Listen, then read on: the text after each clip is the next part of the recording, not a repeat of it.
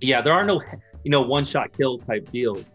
But it doesn't mean you can't die fast. I mean, Right. if you happen to get in a situation where we have a bunch of enemies who time on target, you standing there, and don't just stand there, by the way. But if you make that mistake, and it all lands on you instantaneously, yeah, you can die really fast. But that's very different than a guy just running around and headshotting every head that pops into his view, kind of a thing.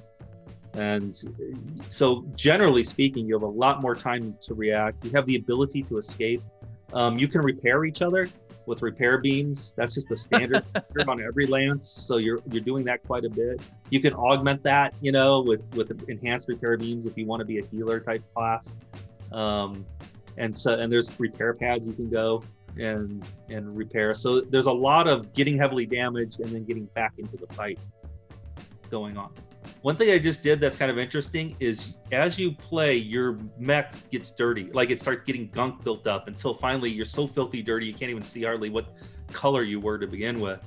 So the longer you stay alive, the dirtier you are, which is kind of like, it has no gameplay implications except for the fact that it's kind of like a badge of honor to be the dirtiest, grimiest mech on the battlefield at any given moment. It tells you who's good. So if I have a fresh spawn, I see a mech it's filthy, I'm gonna GTFO. Right, exactly. No, I think it's great. I mean, talking with you and seeing your gameplay and all the design implications and mechanics, I can tell that since you have so much experience, because I'm just looking at this game and I'm like, oh, this is a lot like Quake. Never stop moving. You know what I mean? Never stop moving. Know the rotation of the map. Know where to go.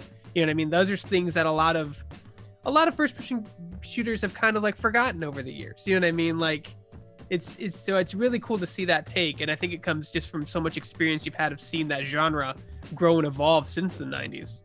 I'm also willing to take chances. Like the new map we're working on has even more verticality than the current one, including a giant tower, which is like a huge laser-based drill system that goes miles up into the sky. So it's like above the cloud line kind of thing.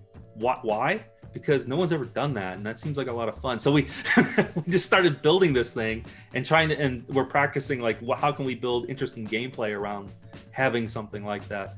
And we built a whole base that exists underground, and we're on the same map even. And so there's like we're just really exploring that whole vertical space and what we can do with that. Did you guys ever experiment with melee weapons on the lances? We talked about it and decided against it. You got to pick your battles. We decided this is we're gonna keep it more grounded in terms of the way weapons would be brought to bear.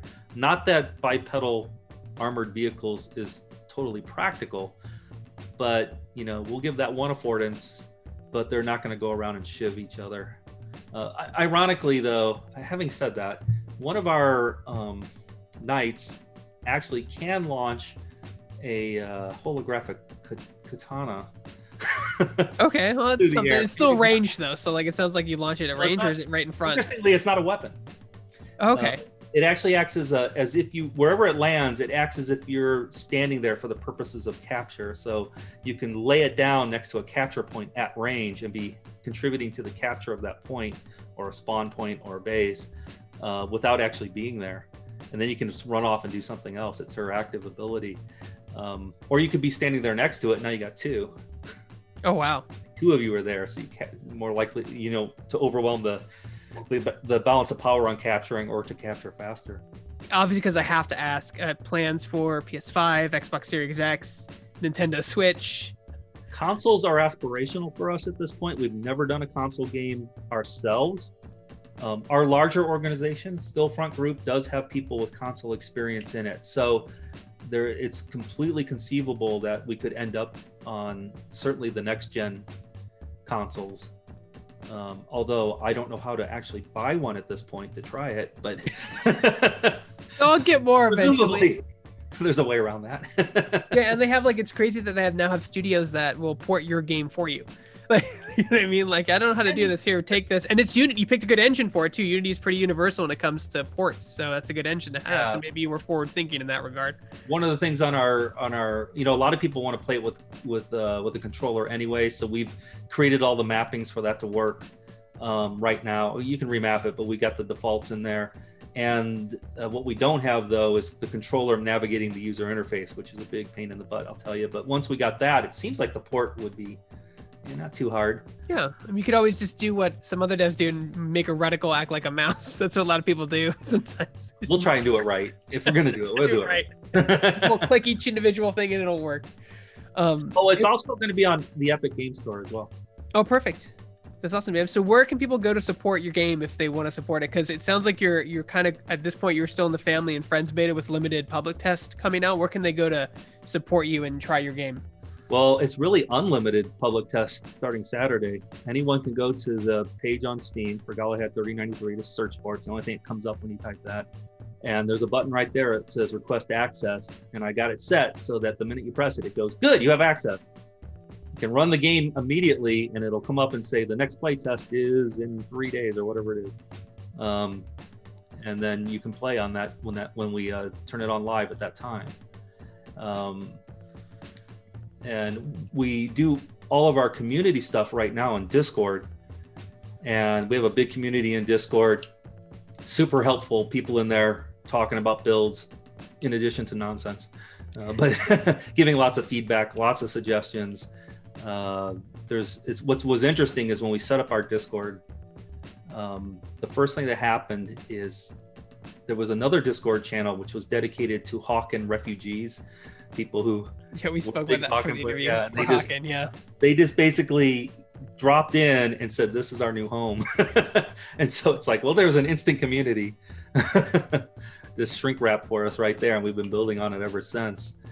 Do you have a plan? Do you have an estimated release date at this time? Q4? Nothing to announce at this time? Well, as I said before, our next betas are going to get longer, so we're going to have longer betas. This is all in a run up to an early access. I don't know exactly when. I hate to use the phrase "it's ready when it's ready," but it really is ready when it's ready. But I would expect early access later this year. But there'll be more and more opportunities to play it ahead of that, like there is just this weekend. And then early access will run until sometime 2022, probably first quarter. I'm just guessing here. Mm-hmm. We'll go live. It's hard to really predict. You don't want to end up in a situation where you're giving people false hope and that sort of thing. But game development is hard. It's unpredictable. The market's always changing. Even the date you want to release a game can be highly subjective to what other people are doing in the industry. There was a time past where we thought November of last year was a good day. It was a good month, and that was just ridiculous. That's when Cyberpunk 2077 dropped and everything else, or was gonna drop, and all the consoles came out. That only happens once every 4 years. And we just didn't even think about that, so it takes a while to really nail down what's the best time to get maximum attention on what you're doing, combined with the technical readiness.